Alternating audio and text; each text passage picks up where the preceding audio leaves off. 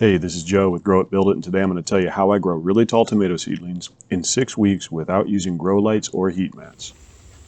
When it comes to vegetable gardening, most of us try to maximize our growing season by getting our plants into the ground as early as we can. And when it comes to tomatoes, that usually means a few weeks to a month after the last frost date, once the soil temperatures have warmed up.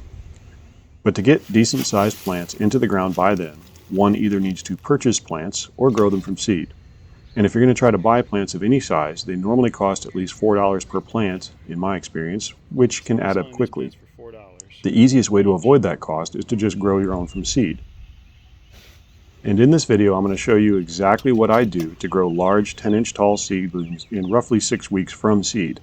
I do this in a high temperature, high humidity environment by using a miniature greenhouse, often exceeding all recommendations for temperature. And it works great for me, getting plants to a healthy transplant size quickly. In the video, we will cover the following: the growing conditions for tomatoes and tomato seedlings, the mini greenhouse growing conditions, why it works, and the temperature limits, the materials and method, and then at the end we'll go through a timeline of exactly what I did last year from sprouting a seed to transplanting it into my garden. So I hope you stick with me and gain something from this video. But alright, let's get started.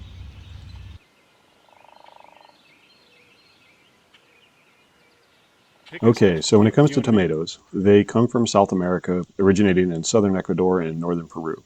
Most research and references that I've found on tomato seedlings for greenhouse or production state to grow them between 70 and 85 Fahrenheit, which is 21 to 29 Celsius during the day, and then cooler temperatures at night around 65 to 70 Fahrenheit, somewhere around 20, 21 C. So can we just plant some seeds and get them started before our last frost date outside? Well, not if we want them to grow. In my location, my last frost date is usually around April 15th, and the daytime highs are often far below optimum growing conditions. This is the average highs and lows for where I live for April and May. The green week is when I want to transplant.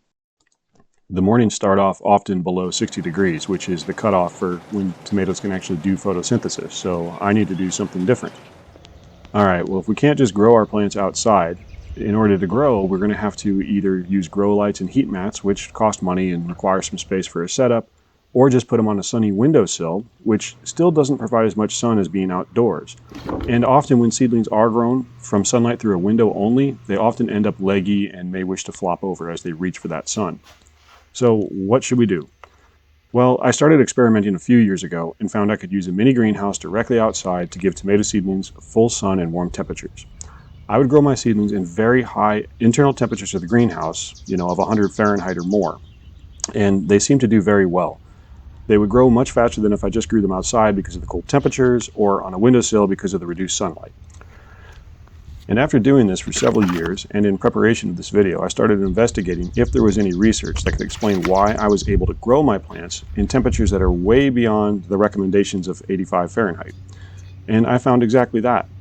In 2017, researchers conducted experiments to see if high humidity, high temperature environments could produce healthy tomato seedlings. They grew plants in a series of temperature and humidity combinations, 100 and 106 Fahrenheit, and then at the varying 50, 70, and 90% relative humidity, and they compared those to a control set of plants that were grown at 82 Fahrenheit, 50% relative humidity. Throughout their experiment, they measured the height, the leaf area, the stem diameter, and the dry weight of the plant material. And so what did they find out?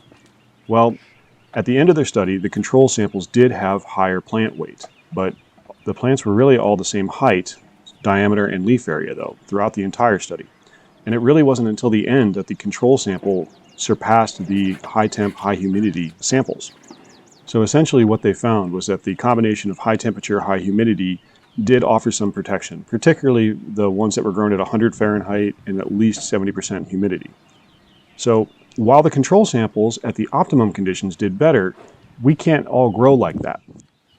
I mean, we would all love to be able to grow our plants in a climate-controlled, perfect environments, but Mother Nature or our budgets don't always allow for that. So what conditions do I actually use for my little greenhouse?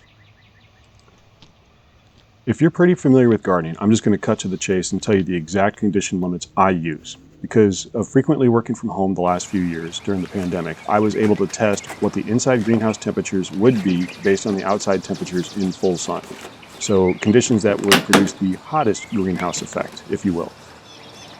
And for my location, that is around 65 to 68 Fahrenheit outdoor temperatures. If it's going to be a perfectly clear sunny day and the temperature is forecasted to approach 68 Fahrenheit, or I think it might get above that, then I know that the domes of my greenhouse will need to come off, or else my plants may get too hot and get damaged or worse. Now, this point is important. The limit of 65 to 68 Fahrenheit is for me in my location with my equipment.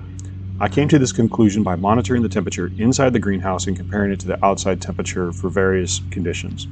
And I'm at a certain elevation and geographic location with certain air quality and solar flux or solar intensity.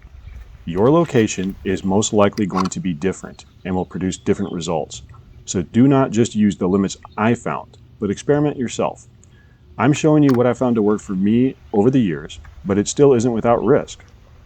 Your goal needs to be to keep the inside greenhouse temperature high and high humidity. So figure out what conditions can create that and act accordingly. Internal greenhouse temperatures that I use is 100 Fahrenheit, and I make sure that my plants are always well watered so it's a humid environment. But check the forecast for the day, the solar forecast, air pollution, and try to figure out the safe spot for your area, and then be conservative about it. You don't want to have to start over because you accidentally killed your plants. But if you know what outdoor temperatures on a clear, sunny skies can produce 100 Fahrenheit inside that greenhouse, then you have your limit. And as long as your plants are well watered in the morning, it should be okay to leave them out there under the dome while you go off to work without risk of cooking them. Also, I want to point out that if you are enjoying this video, if you give me a like, I would really appreciate it because it does help my channel out.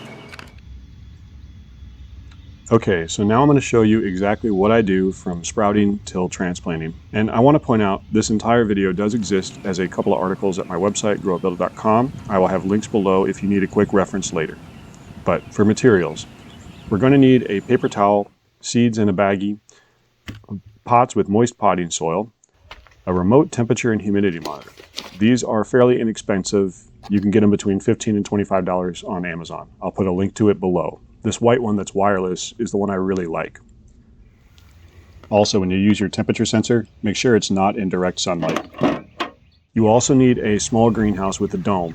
If it has venting on it or you can open vents, that's a bonus. I'll have links to some of those below. All right, for the method. About 6 weeks before my target transplant date, which for me is roughly May 15th, I germinate seeds on a paper towel. For a more detailed guide, check my link at the bottom.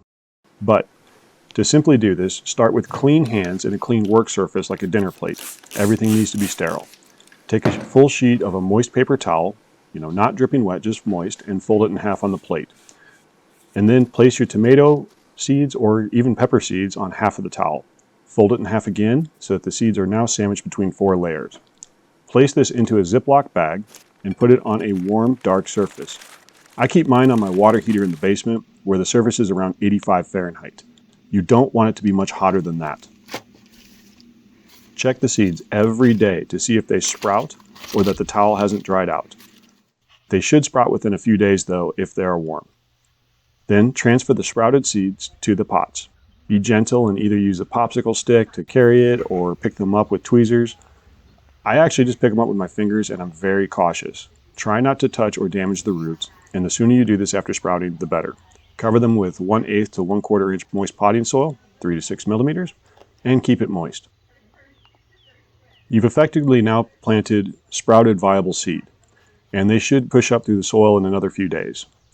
But before I jump to the greenhouse operation, I want to talk about how we're going to water these. Seedlings are often at risk of damp-off disease, which is a fungus that can occur when the potting soil is overly wet and it comes in contact with the stems and there's no sunlight available. It's a fungus, it will weaken the stem and the seedling will flop over and die. So to avoid that, for watering these, you want to water from the bottom. Fill a tray or something similar with water, place your pots inside of it for 20 minutes or so.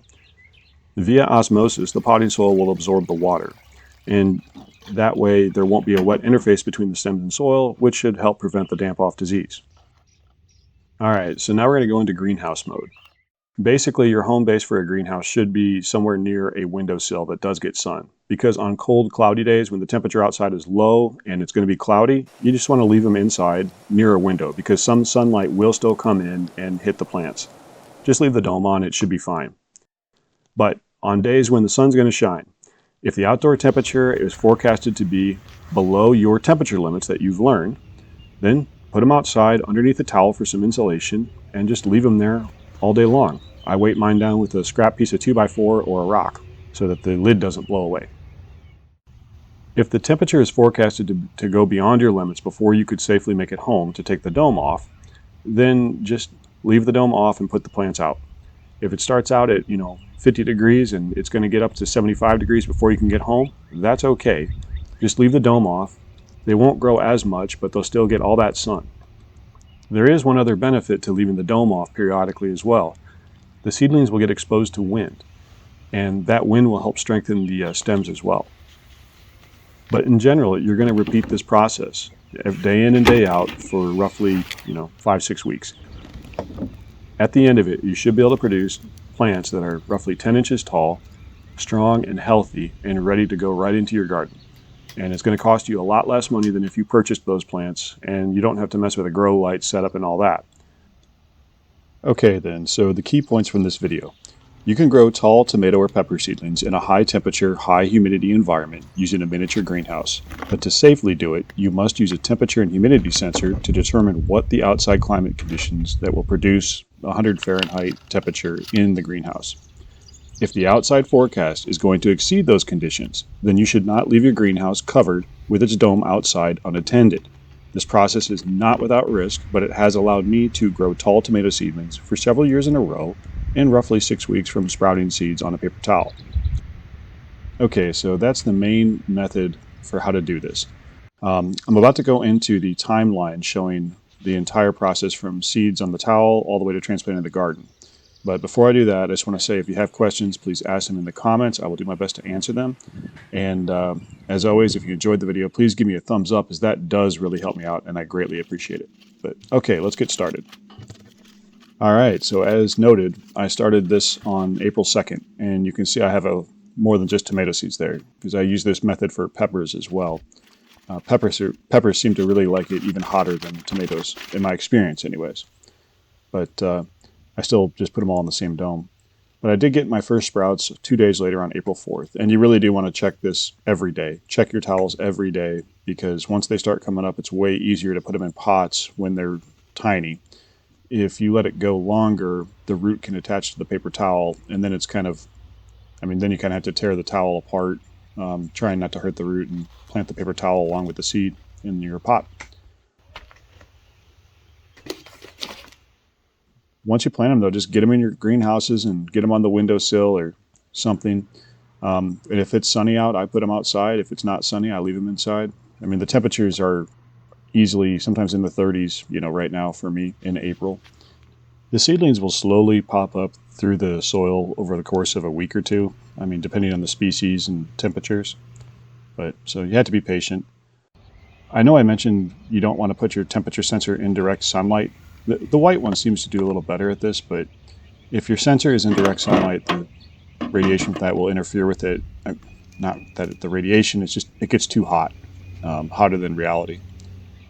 The amount of time I spend on this, not counting filming everything, is really not too bad. I think I spend around 10 minutes a day, maybe watering if needed, because it's not always needed, and then just setting them outside and bringing them back in. It really doesn't take too much time, and I still do work from home periodically, and when I do, hey, I'm gonna keep tabs on this and try to push them to the limit.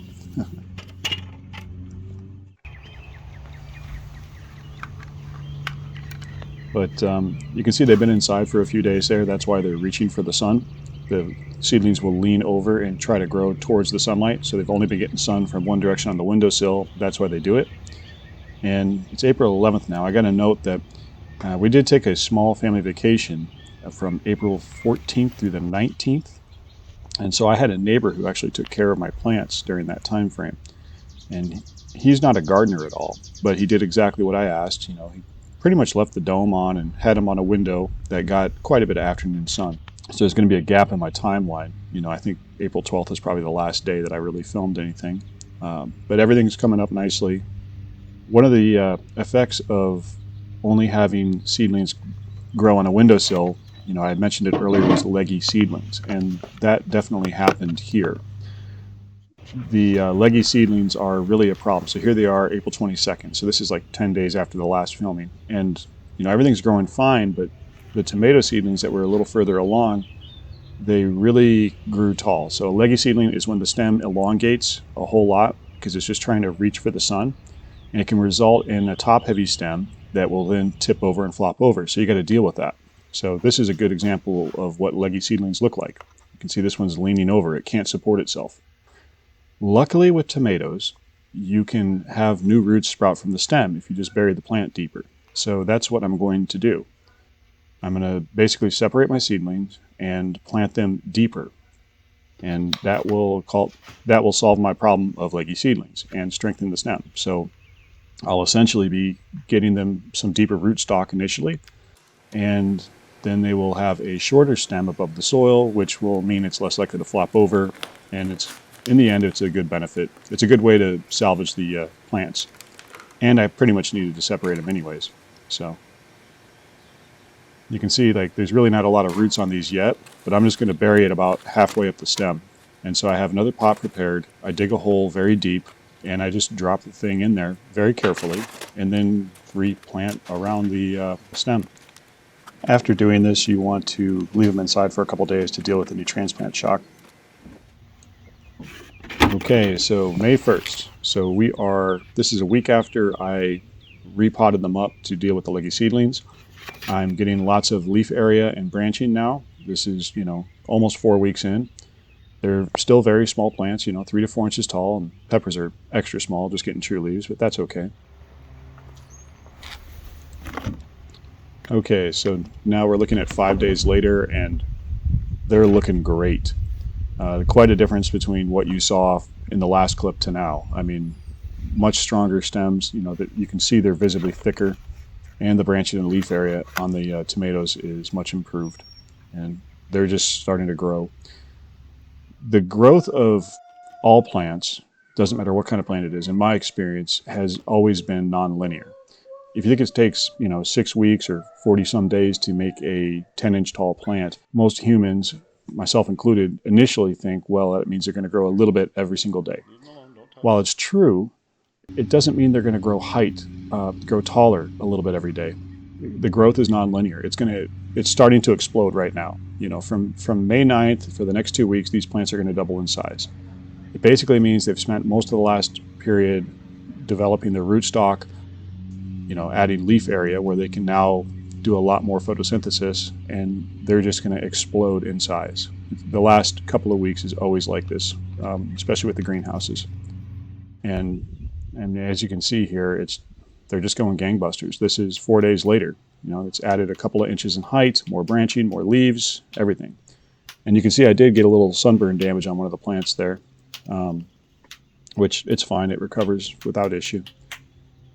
The benefits I get from growing these in the high temperatures far outweigh any little damage that I've received on the leaves, because in cold temperatures, the amount that this plant can, energy it can absorb from the sun is very limited, but in hot temperatures, it's wide open, so it'll just go.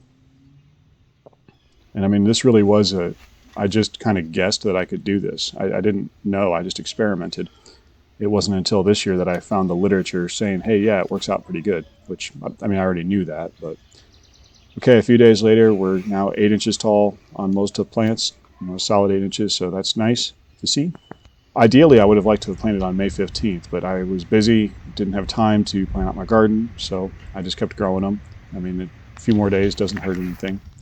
Now we are at May 19th, and I don't think I measured them, but they're still 8-9 inches tall, doing excellent. They look like great plants. And then finally, May 22nd. And this is the day that I planted out my garden. So I have a solid 10 inches on the height. Some might be a little bit taller than that, but these are 10-inch tall plants. I saved most of my tomato seeds. Some I purchased, but overall, saved a lot of money. So this is going back to an undisclosed garden center, and they're charging $4 a tomato plant, and their plants are smaller. Like that one looked like it might have had some fungus. Other ones look perfectly fine, and they grow tomatoes, but I ended up planting out 11 tomato plants, if you count the cherries and yellow pears. So that would have been $44 to spend there. And here's a nice little progression from May 9th through the 22nd. So I said they're going to double in size, and they did in a very short period of time. So the growth of plants is very nonlinear. And if you guys stick around, I mean, this is my garden, and I am getting ready to transplant it out. And this was all on May 22nd. When it comes to planting tomatoes, when I fixed the leggy seedlings, I planted them deeper. Well, I do that anyways with my real transplants. I'm going to rip off the lower leaves of the plants, and I'm going to plant it deeper just so I can get a jump start on roots being deep. So my final plants will not be 10 inches above the ground. They're going to be about half that. So I rip off the lower branching and just drop it deep into the hole, like thus. It really does give you a benefit on root depth to begin with. The same process again, maybe shown a little bit better, but tearing off the leaves, and we're going to dig a hole and drop it in. This is one of those gardening tricks that I'm very happy I learned. I don't even remember who told me or showed me initially. Actually, I think it was someone at a garden center years ago, or one of my neighbors maybe. But it's a good way to help get a stronger rootstock to begin with your tomato plants, and you should do it. Spacing out my garden for 2022, big plants, threw down my tomato cages, had to build a few more. Going to modify my design on these too a little bit. They work fine again, but there was one design variation I had tried that really seems strong and holds up really well. So I got to fix that yet. There is a link to how I did it down there, and I have to do that because I have extremely rocky soil. But okay, 65 days after transplanting to the garden, and I'm just starting to harvest. And I mean, my plants are huge. We did really well with tomatoes. This was probably our first harvest. We saved a fair amount of tomatoes for canning this year too. I shouldn't say we. It was my wife Tara that did all that, but they tasted great. I love to eat them. Yeah, we harvested tomatoes, I think, right up until about Halloween, maybe. I mean, this was a common sight down there. I mean, we were eating them in everything we could eat them in. But this was our first year canning tomatoes, and that was I was real happy to do that. It's just cool to be able to save your own produce all year.